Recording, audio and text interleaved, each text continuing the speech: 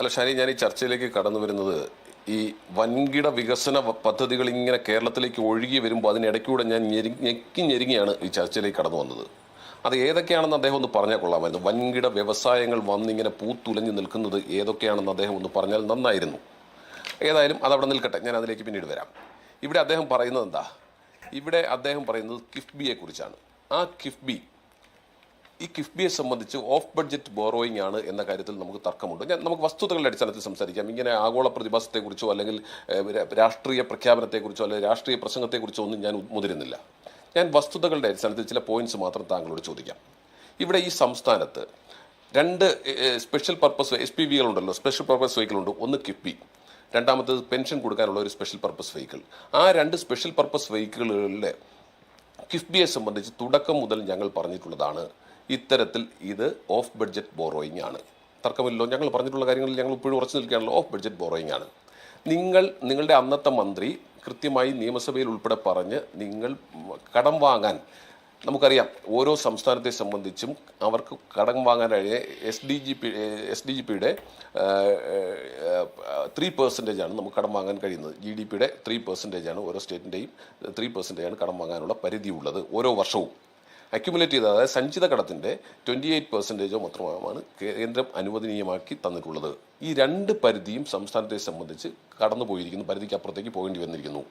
ഈ 3% എന്നുള്ള ആ പരിധി കടന്ന് ലോൺ എടുക്കുന്നതിന് വേണ്ടിയുള്ള എല്ലാ മാർഗങ്ങളും അടഞ്ഞപ്പോഴാണ് ഇത്തരത്തിലുള്ള സ്പെഷ്യൽ പർപ്പസ് വെഹിക്കിൾ ഉണ്ടായിക്കൊണ്ട് ഓഫ് ബഡ്ജറ്റ് ബോറോയിങ് നടത്തിയിട്ടുള്ളത്.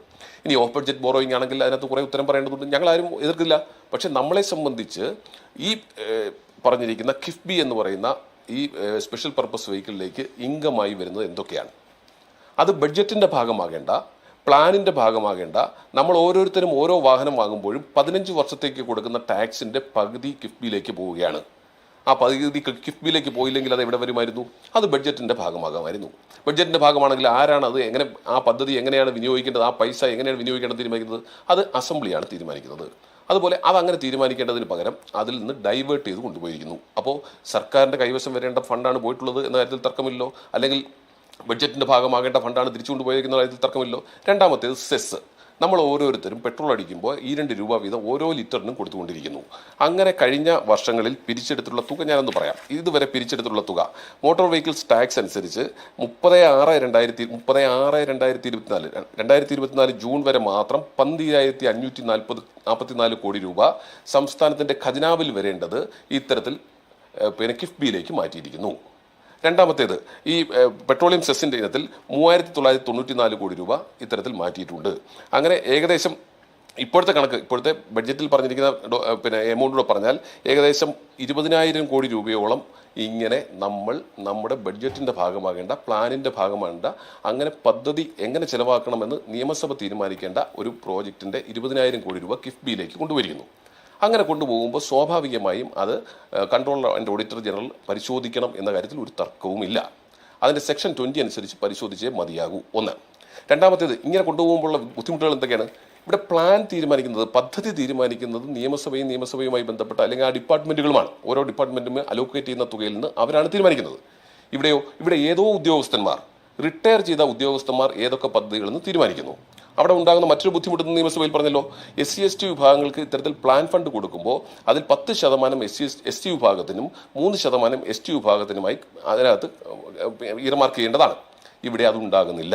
അപ്പോൾ ആ രീതിയിൽ ഓഫ് ബഡ്ജറ്റിന് പുറത്തേക്ക് നമ്മുടെ പൈസ കൊണ്ടുപോയി കിഫ്ബിയിൽ തോന്നിയപടി അവിടുത്തെ ഉദ്യോഗസ്ഥന്മാർ തീരുമാനിക്കുന്നതനുസരിച്ച് ചിലവാക്കുന്നു ഒരു ഭാഗം. രണ്ടാമത്തേത്, കിഫ്ബിയിൽ പോന്നു പോരാത്തതിന് കടമെടുക്കുന്നത് എങ്ങനെയാണ്? നമ്മൾ കണ്ടു, ലണ്ടൻ സ്റ്റോക്ക് എക്സ്ചേഞ്ചിൽ ഉൾപ്പെടെ പോയി 9.72% കടമെടുത്തു. 9.72% കടമെടുക്കുമ്പോൾ ഇവിടെ 1%, 1.5%, 2% താഴെ നമുക്ക് ഫണ്ട് കിട്ടാനിരിക്കെ, ലോൺ കിട്ടാനിരിക്കെ 9.72% കടമെടുത്തു കൊണ്ടുവന്ന് അത് ഇവിടുത്തെ ലോക്കൽ ബാങ്കുകളിൽ നിക്ഷേപിച്ചിട്ട് 6% ഇൻട്രസ്റ്റ് അവിടെ നിന്ന് കൈമാറുന്നു. അപ്പോൾ ബാക്കി വരുന്ന 3.72 ആര് കൊടുക്കും? സമയത്ത് ഉപയോഗിക്കാത്തതുകൊണ്ടും സമയത്ത് വേണ്ടാത്തതുകൊണ്ടുമാണ്. അപ്പോൾ അങ്ങനെ ഇവിടെ കണക്കുകൾ നിയമസഭയിൽ ഈ ധനകാര്യമന്ത്രി പറഞ്ഞ കണക്കുകൾ തന്നെ നമ്മുടെ മുമ്പിലുണ്ടല്ലോ. ഞാൻ വസ്തുതകളുടെ അടിസ്ഥാനത്തിൽ മാത്രമേ സംസാരിക്കുന്നുള്ളൂ. അദ്ദേഹം പറയുന്ന മറ്റു രാഷ്ട്രീയത്തിലേക്കൊന്നും ഞാൻ പോകുന്നില്ല. ഇവിടെ അദ്ദേഹം പറഞ്ഞതനുസരിച്ച് 2016-2021 15,500 കോടി രൂപയുടെ പദ്ധതികൾക്ക് തുക ചെലവിട്ടിട്ടുണ്ട്. 21-24 20,290.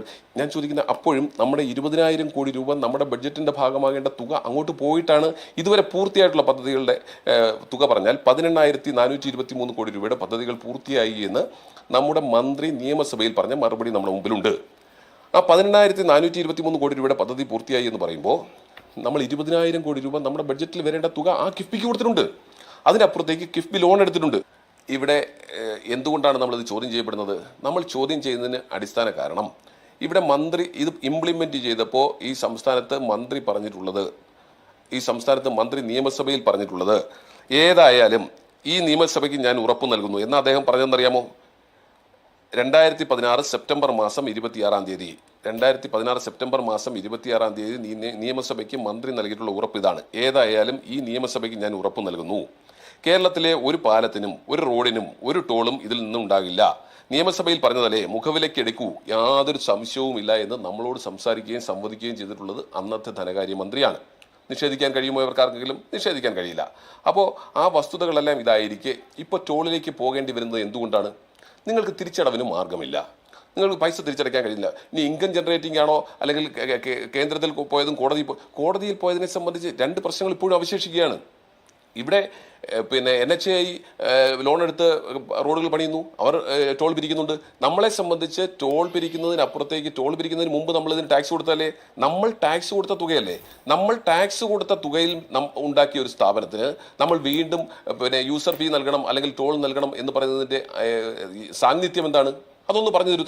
താങ്കൾ തന്നെ ടാക്സായി കൊടുത്തിട്ടുള്ള തുക, ആ തുക ഉപയോഗിച്ച് നമ്മുടെ സംസ്ഥാനത്ത് ഉണ്ടാക്കിയ ഒരു വികസന പ്രവർത്തനം, ആ വികസന പ്രവർത്തനത്തിന് വീണ്ടും നമ്മൾ ടോൾ കൊടുക്കണം എന്ന് പറയുന്നതിന്റെ ഉദ്ദേശശുദ്ധിയാണ്. നമ്മൾ ഒരു കുടുംബം നശിപ്പിക്കാൻ വേണ്ടി ഒരു ധൂർത്തുപുത്രൻ പുറത്തുനിന്ന് ലോൺ എടുത്ത് വട്ടിപ്പലിശയ്ക്ക് ലോൺ എടുത്തുകൊണ്ട് വന്ന് ചിലവാക്കിയാൽ ആ കുടുംബനാഥൻ അത് കൊടുത്ത് വീട്ടിൽ തീർക്കണം എന്ന് പറയുന്നത് പോലെയാണ് ഇപ്പോൾ കേരളത്തിന്റെ അവസ്ഥ. ഇവിടെ നോക്കൂ, ഇവിടെ കിഫ്ബിയുടെ പേര് പറഞ്ഞുകൊണ്ട് ഇവർ ലോൺ എടുക്കുക. ഇത് നിങ്ങളുടെ ലോൺ എടുപ്പ് പരിധിയിൽ വരാത്ത രീതിയിലേക്ക് നിങ്ങൾ മാറ്റിയെടുക്കുക. അതിന് ഏതൊക്കെ ഭരണഘടനാ സ്ഥാപനങ്ങളോട് വിധേയപ്പെടണമോ അതൊന്നും വിധേയപ്പെടാതെ മുന്നോട്ട് പോവുക. അങ്ങനെ വിധേയപ്പെടാതെ മുന്നോട്ട് പോയി കിഫ്ബി സ്വാഭാവികമായും ഞാൻ മുമ്പ് സൂചിപ്പിച്ചതുപോലെ CAG മുമ്പിൽ കണക്ക് അവതരിപ്പിക്കേണ്ടത് വരുന്ന സാഹചര്യം ഉണ്ടാകുമ്പോൾ അതിൽ നിന്നെല്ലാം ഒഴിഞ്ഞു നടക്കാൻ, മാറി നടക്കാൻ, വീട്ടുകാർ എത്ര കടമുണ്ടാ നിനക്കെന്ന് ചോദിച്ചാൽ പറയാതെ ഒഴിഞ്ഞു നടക്കാൻ, ആരും അറിയാതെ വട്ടിപ്പലിശയ്ക്ക് പണമെടുത്തിട്ട് നടന്നാൽ ആ വീട്ടുകാർ തന്നെ അത് വീട്ടേണ്ടി വരുന്ന സാഹചര്യത്തിലേക്ക് എത്തുന്നത് പോലെ ഇവിടെ നമ്മൾ PWDക്ക് ലോൺ എടുത്തിട്ടുണ്ടെങ്കിൽ അത് ലോൺ പരിധിയിൽ നിന്നുകൊണ്ടാണ് എടുത്തിട്ടുള്ളത്. അപ്പോൾ ഇവിടെ വ്യത്യസ്തമായി നടക്കുന്നത് ഇത്തരത്തിൽ ഇപ്പോൾ മാത്രമല്ല, UDF സർക്കാരാണ് ഇത്തരത്തിലുള്ള ടോളുകൾ അവസാനിപ്പിക്കുവാൻ തീരുമാനിച്ചത്. അവസാനിപ്പിച്ചതിന് ശേഷം LDFന്റെ കാലത്ത് എന്താ ഉണ്ടായുള്ളത്? BOT അടിസ്ഥാനത്തിൽ കരാറുണ്ടായിരുന്ന ചില റോഡുകളുടെയും പാലങ്ങളുടെയും മാത്രമേ പിന്നീട് അവശേഷിച്ചിരുന്നുള്ളൂ. അതും ഇപ്പോൾ അവസാനിച്ചിരിക്കുന്നു എന്നാണ് ഞാൻ മനസ്സിലാക്കുന്നത്. ചോദിക്കുന്നത്, എന്തുകൊണ്ട് സംസ്ഥാനത്തിന്റെ ധനകാര്യ മന്ത്രിക്ക് ഇന്ന് നിയമസഭയിൽ ആർജവത്തോടി പറയാൻ കഴിഞ്ഞില്ല ഞങ്ങൾ ടോൾ ഏർപ്പെടുത്തില്ല എന്ന്? പരിഗണനയിലുള്ളത് ഇവിടെ മുൻ ധനകാര്യ മന്ത്രിയുടെ സ്റ്റേറ്റ്മെന്റ് ഉൾപ്പെടെ അവിടെ ചൂണ്ടിക്കാണിച്ചപ്പോൾ പോലും ഞങ്ങൾ ആ നിലപാടിൽ ഉറച്ചു നിൽക്കുകയാണെന്ന് പറയാനുള്ള ആർജവം ആ ധനകാര്യമന്ത്രിക്ക് ഉണ്ടായോ? നമ്മൾ എത്രയോ ദിവസമായി ചർച്ച ചെയ്യുന്നു ടോളിനെ സംബന്ധിച്ച്. ടോൾ ഇല്ല എന്ന് നിങ്ങൾ പറയുന്നുണ്ടോ? ഇല്ല. അപ്പോൾ നിങ്ങൾ ടോൾ കൊണ്ടുവരാൻ ഉദ്ദേശിക്കുന്നു എന്ന് ഞങ്ങൾക്ക് ബോധ്യപ്പെട്ടിരിക്കുകയാണ്. ഇനി അതിന് പുതിയ വിശദീകരണമൊന്നും ഞങ്ങൾക്ക് ആവശ്യമില്ല. ഇനി ഞാൻ വസ്തുതകളിലേക്ക് വരട്ടെ. ഇവിടെ താങ്കൾ പറഞ്ഞു 2016 മുതലുള്ള മുൻകാല പ്രാബല്യത്തോടുകൂടി ഇത് കടമെടുപ്പ് പരിധിയിൽ വരുത്തുന്നു, ഞങ്ങൾ പരാതി നൽകിയെന്ന്. ഞങ്ങൾ ഇന്ന് പ്രതിപക്ഷത്താണ്, ഞങ്ങൾ നാളെ ഭരണപക്ഷത്താകേണ്ടവരാണ്. മറിച്ചും തിരിച്ചും വരാറുണ്ട് ഈ സംസ്ഥാനത്ത്. അപ്പോൾ അങ്ങനെ വരുമ്പോൾ ഈ സംസ്ഥാനത്തെ സംബന്ധിച്ച് സംസ്ഥാനത്തിന്റെ തെറ്റായ ചെയ്തികൾ ചൂണ്ടിക്കാണിക്കുക എന്നതാണ് പ്രതിപക്ഷത്തിന്റെ ഉത്തരവാദിത്വം. ഈ രാജ്യം യൂണിയൻ ഓഫ് സ്റ്റേറ്റ്സ് ആണ്. 28 സംസ്ഥാനങ്ങളും അതുപോലെ തന്നെ കേന്ദ്രഭരണ പ്രദേശങ്ങളും ഉൾപ്പെടുന്ന ഒരു രാജ്യത്ത്, ആ രാജ്യത്ത് ഏതെങ്കിലും ഒരു സംസ്ഥാനം സ്വയം ഗ്യാരണ്ടി കൊടുത്തതിന്റെ പേരിൽ കടക്കണിയിൽപ്പെട്ടാൽ അവരെ ബെയിൽ ഔട്ട് ചെയ്യേണ്ട ഉത്തരവാദിത്വം കേന്ദ്ര സർക്കാരിനുണ്ട്. അതുകൊണ്ടാണ് കേന്ദ്ര സർക്കാരിന്റെ കീഴിലുള്ള സംസ്ഥാനങ്ങളെ സംബന്ധിച്ച് ഇത്തരത്തിലൊരു നിയമം ഉണ്ടായിട്ടുള്ളത്. ഈ വിഷയത്തിൽ ഞങ്ങൾ CAG പരിധിയിൽ വരുന്നതാണെന്നും റൂൾ 20 അനുസരിച്ച് ഇത് ഇൻസ്പെക്ഷന് വിധേയമാക്കേണ്ടതാണെന്നും എന്ന ഞങ്ങളുടെ വാദം ശരിവച്ചിരിക്കുകയല്ലേ? അപ്പൊ ഒരു ഭാഗത്ത് അത്, മറുഭാഗത്ത് കേന്ദ്രത്തിന്റെ ഇടപെടലിനെ സംബന്ധിച്ച് കേന്ദ്രം 15ാം ധനകാര്യ കമ്മീഷന്റെ ഭാഗമായി ഉണ്ടാക്കിയിട്ടുള്ള ഇത്തരത്തിൽ പറയുന്ന കേന്ദ്രത്തിന്റെ വിഹിതം ഓരോ സംസ്ഥാനത്തിനും ഡിവൈഡ് ചെയ്ത് കൊടുക്കുന്നതിൽ, അവരുടെ സംസ്ഥാനങ്ങൾക്കുള്ള വിഹിതങ്ങൾ കൊടുക്കുന്നതിൽ അവരുണ്ടാക്കിയിട്ടുള്ള പാരാമീറ്റർ, ആ പാരാമീറ്ററിനെ സംബന്ധിച്ച് ഞങ്ങൾക്ക് അഭിപ്രായ വ്യത്യാസം ഉണ്ടെന്നേ. അത് ഞങ്ങൾ തുറന്നു പറഞ്ഞിട്ടുണ്ടല്ലോ. ആ അഭിപ്രായ വ്യത്യാസം അഥവാ ആ പാരാമീറ്റർ, ആ സൂചികകൾ മാറ്റേണ്ടതാണ്. നമ്മൾ പല മേഖലകളിലും നമ്മൾ ഒന്നാം സ്ഥാനത്ത് എത്തിയതിന്റെ പേരിൽ മാത്രം നമ്മൾ ക്രൂശിക്കപ്പെടാൻ പാടില്ല, പീഡിപ്പിക്കപ്പെടാൻ പാടില്ല എന്ന വസ്തുതയായി തന്നെ നിലനിൽക്കുകയാണ്. നമ്മുടെ ഓരോ പോയിന്റിനെയും ഓരോ വിഷയത്തെയും ആ വിഷയത്തുമായി ബന്ധപ്പെട്ട് വേണ്ട കാണാൻ. ഞാൻ ചോദിക്കുന്നത് നമ്മുടെ രാജ്യത്തെ എല്ലാ സംസ്ഥാനങ്ങളെ സംബന്ധിച്ചും 3% കടമെടുക്കാൻ പാടില്ല. അതുകൊണ്ട് 15ാം ധനകാര്യ കമ്മീഷൻ നമുക്ക് തീരുമാനിച്ചിട്ടുള്ളത് ഒരു ഇൻഡെക്സ് വെച്ചുകൊണ്ടാണ്. ആ ഇൻഡെക്സ് തയ്യാറാക്കിയതിൽ വന്നിട്ടുള്ള നമ്മുടെ അഭിപ്രായ വ്യത്യാസങ്ങൾ ഇപ്പോഴും നിലനിൽക്കുന്നുണ്ട്. ആ ഇൻഡെക്സ് പ്രമാണിച്ച് ആ ഇൻഡെക്സിനെ ബേസ് ചെയ്തുകൊണ്ട് സംസ്ഥാനത്ത് കിട്ടേണ്ട തുകയാണ് ഇപ്പോൾ കിട്ടിക്കൊണ്ടിരിക്കുന്നത്. അത് പോരാ എന്നതും അങ്ങനെയല്ല ഇൻഡെക്സ് തീരുമാനിക്കേണ്ടതെന്നും നമ്മുടെ അഭിപ്രായം പ്രതിപക്ഷത്തിനും ഇപ്പോഴും ഉണ്ട്. ഒരു തർക്കവുമില്ല. അപ്പോൾ ഞങ്ങളെ സംബന്ധിച്ച് ഇഷ്യൂ ബേസ്ഡ് ആണ്. ഞങ്ങളത് സംസാരിക്കുമ്പോൾ വസ്തുതകളുടെ അടിസ്ഥാനത്തിൽ സംസാരിക്കണം. പ്രതിപക്ഷം ഞങ്ങൾ ഇപ്പോഴും വസ്തുതകളുടെ അടിസ്ഥാനത്തിൽ തന്നെയാണ് സംസാരിക്കുന്നത്. അപ്പോൾ 2016 മുതൽ മുൻകാല പ്രാബല്യത്തിൽ ഇത് കൊണ്ടുവരുമെന്ന് ഞങ്ങൾ നേരത്തെ തന്നെ പറഞ്ഞിരുന്നതല്ലേ. കാരണം ഇതിൽ നിന്ന് ഒഴിഞ്ഞു മാറാനാകില്ലല്ലോ. നമുക്ക് എല്ലാവർക്കും അറിയാവുന്നതുപോലെ അന്ന് പ്രതിപക്ഷം വളരെ കൃത്യമായി ചൂണ്ടിക്കാണിച്ചതല്ലേ ഇതെല്ലാം ഇതിന്റെ പരിധിയിൽ വരുമെന്നും അതുകൊണ്ട് നമുക്കിത് ഒളിച്ചോടാനാകില്ലെന്നും FRBM ആക്ടിന്റെ പരിധിയിൽ വരുമെന്നും ഒക്കെ അന്ന് കൃത്യമായി നമ്മൾ പറഞ്ഞിരുന്നതാണ്. അത് മനസ്സിലാകാതെ ഒന്നുമില്ല, ഞങ്ങൾക്ക് ഇതൊന്നും ബാധകമല്ല എന്ന രീതിയിലേക്ക് പോയപ്പോഴാണ് അവർ ചിന്തപ്പെട്ടത്. അപ്പോൾ പ്രതിപക്ഷം പരാതി കൊടുത്തത് കൊണ്ടല്ല, പ്രതിപക്ഷത്തിന്റെ ഉത്തരവാദിത്വമാണ് ഇത്തരത്തിൽ ക്രമവിരുദ്ധമായി ലോൺ എടുത്താൽ അതിനെ സംബന്ധിച്ച് ചൂണ്ടിക്കാണിക്കേണ്ടത് പ്രതിപക്ഷത്തിന്റെ ഉത്തരവാദിത്വമാണ്. പ്രതിപക്ഷം ചൂണ്ടിക്കാണിച്ചിട്ടുണ്ട്, അത് ശരിയാണെന്ന് ബോധ്യപ്പെട്ടിട്ടുമുണ്ട്. കാരണം ഇത് ഈ സംസ്ഥാനത്തിന്റെ നാശത്തിലേക്ക് നയിക്കുന്ന രീതിയായിരുന്നു.